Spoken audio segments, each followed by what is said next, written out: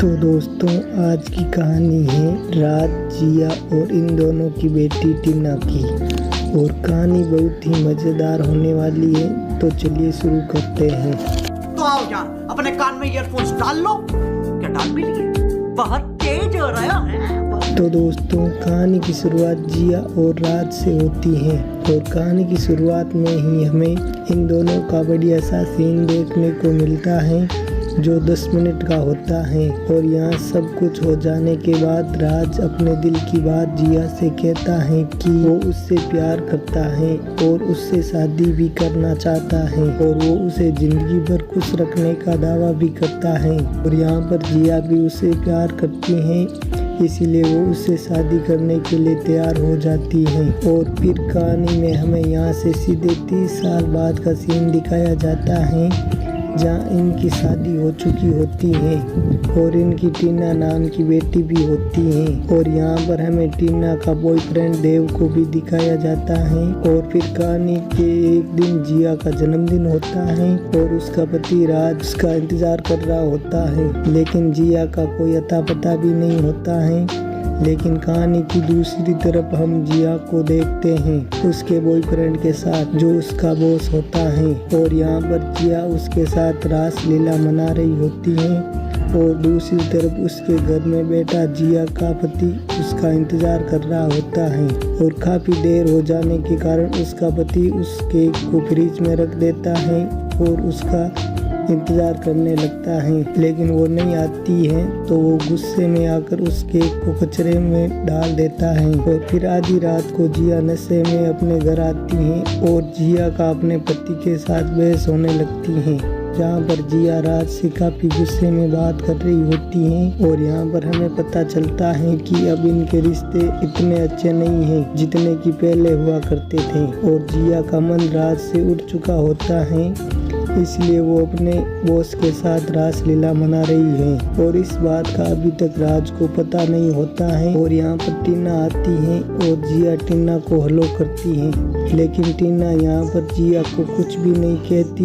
और गुस्से में अपने कमरे में चली जाती है, क्योंकि टीना अपनी माँ को पसंद नहीं करती है। और कहानी के अगले दिन टीना अपनी दोस्त रानी को अपने पापा से मिलाती है और अपने पापा से कहती है कि इसका नाम रानी है और इसका कॉलेज में एक एक्टिंग का चैलेंज आने वाला है, तो क्या तुम इसको एक्टिंग करने में मदद कर दोगे? ये सुनकर उसका पापा राजी नहीं होते हैं, लेकिन रानी के कहने पर राज राजी हो जाता है। और यहाँ पर रानी राज पर लाइन मारना चालू कर देती है। कहानी में अगले दिन सुबह का नाश्ता करते हुए जिया अपनी बेटी टीना और उसकी दोस्त रानी से मिलती है, और यहाँ पर दोनों में थोड़ी देर बातचीत होती है। और कहानी में आगे रानी और टीना अपने रूम में आ जाते हैं और यहाँ पर फोन से वीडियो बनाने लगते हैं। और फिर वहाँ पर बैठकर दोनों बात कर रहे होते हैं। और यहाँ पर टीना बताती है कि मेरी मम्मी मुझे बिल्कुल भी पसंद नहीं करती हैं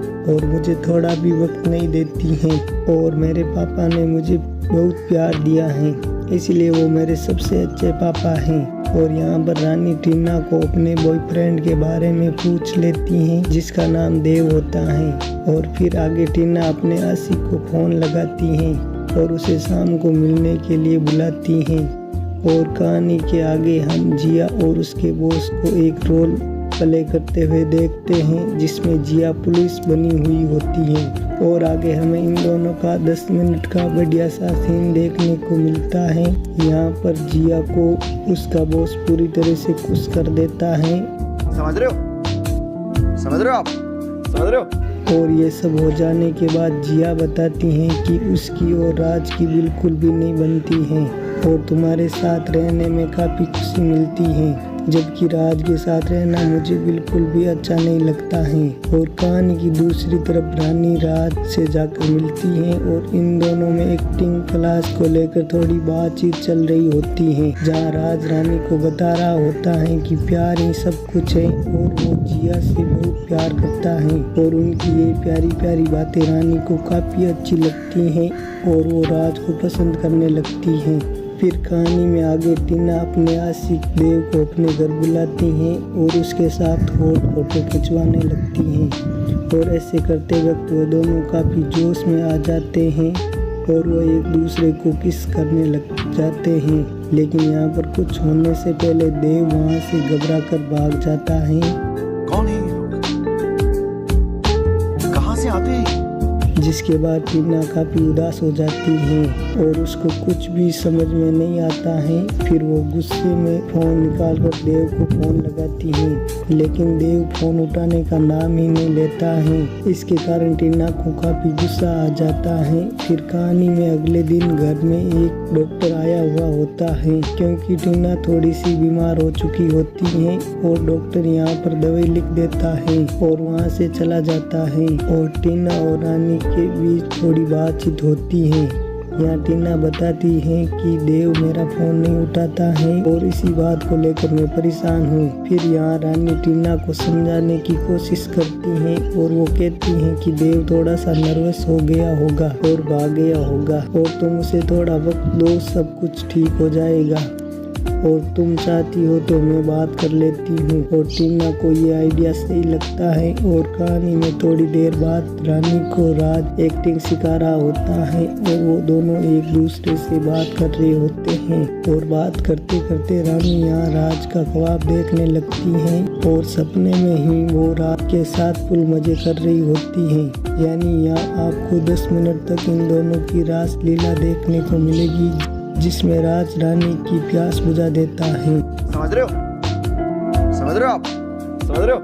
और कुछ देर बाद राज उसे सपने से जगाता है तो रानी शर्मा के वहाँ से भाग जाती है, लेकिन राज कुछ समझ नहीं पाता है। और यहीं पर कहानी की दूसरी तरफ जिया और उसके बॉस को गाड़ी में दिखाया जाता है, जहाँ वो जिया के साथ गाड़ी में ही रोमांस कर रहा होता है। यानी यहाँ आपको एक पर एक बढ़िया सा सीन देखने को मिलेंगे।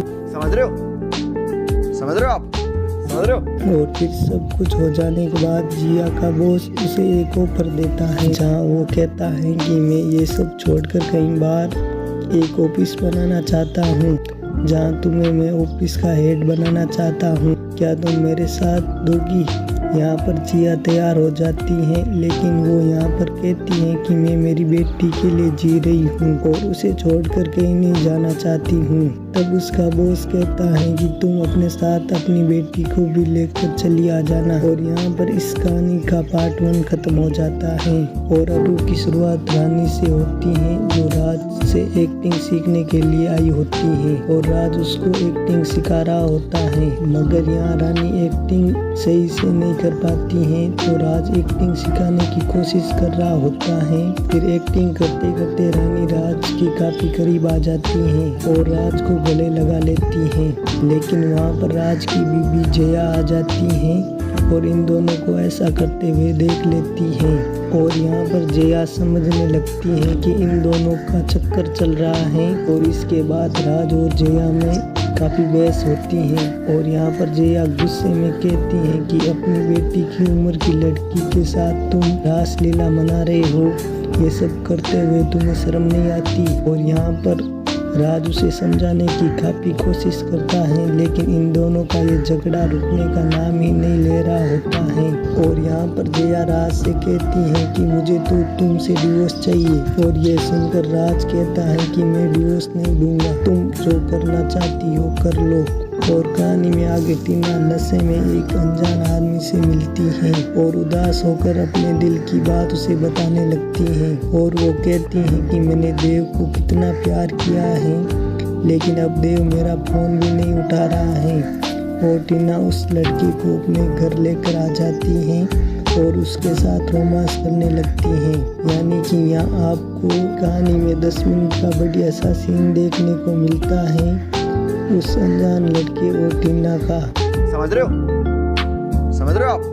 समझ रहे हो? कहानी में फिर अगले दिन राज को रानी मिलती है और उसे एक्टिंग सिखाने को कहती है। और यहाँ पर राज उदास होकर कहता है कि मैं अब आगे आपको एक्टिंग नहीं सिखा सकता हूँ, क्योंकि कल जो भी हमारे बीच में हुआ उसके वजह से हमारे रिश्ते बिगड़ने लगे हैं। ये सुनकर रानी काफी उदास हो जाती है और राज को अपने दिल की बात कह देती है। और वो कहती है कि मैं आपको बहुत पसंद करती हूँ और मैं अब आपसे प्यार करने लगी हूँ। और यहाँ पर राज उसे फिर से समझाने की कोशिश करता है, लेकिन रानी अपनी जिद पर अड़ी रहती है और कहती है कि मैं आपको हर हाल में पाकर रहूंगी, चाहे उसके लिए मुझे कुछ भी करना हो। कहानी में फिर अगले दिन रानी टीना से मिलती है और यहाँ पर रानी थोड़ी सी परेशान होते हुए टीना से कहती है कि तुम किसी अनजान आदमी के साथ रात कैसे बिता सकती हो। यहाँ टीना अपने आप को सही साबित करने के लिए इधर उधर की बातें करने लगती है और कहती है कि तुम्हें क्या फर्क पड़ता है, तुम तो मेरे पापा को पसंद करती हो ना। और अब मुझे मेरे पापा से भी नफरत हो चुकी है, क्योंकि वो पहले मुझको काफ़ी वक्त दे पाते थे, लेकिन अब वो मुझे बिल्कुल भी वक्त नहीं दे पाते हैं। यहाँ पर रानी उसे समझाने की कोशिश करती है और वो कहती है कि ये सब मेरी वजह से नहीं हो रहा है,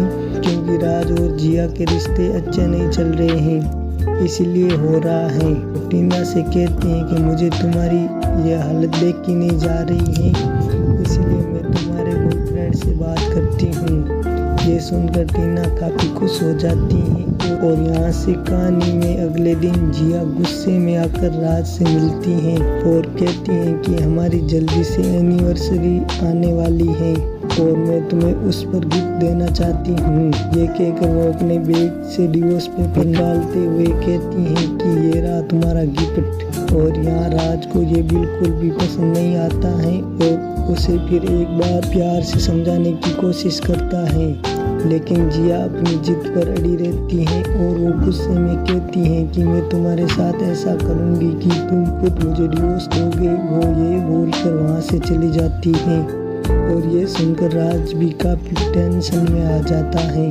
और अब जिया यहाँ क्या करने वाली है ये तो हमें कहानी के आगे ही पता चलेगा। और कहानी की दूसरी तरफ रानी आकर देव से मिलती है और देव को समझाने की कोशिश करती है और वो कहती हैं कि टीना तुम्हें बहुत पसंद करती है और वो तुम्हारे बगैर नहीं रह सकती है, इसीलिए तुम टीना को वापस अपने पास बुला लो। यहाँ देव कहता है कि मैं टीना को पसंद तो करता हूँ, लेकिन उसे प्यार नहीं करता हूँ, क्योंकि मैं उसके पापा राज से प्यार करता हूँ, क्योंकि मैं गे हूँ और उन्हें शुरू से पसंद करने लगा हूँ।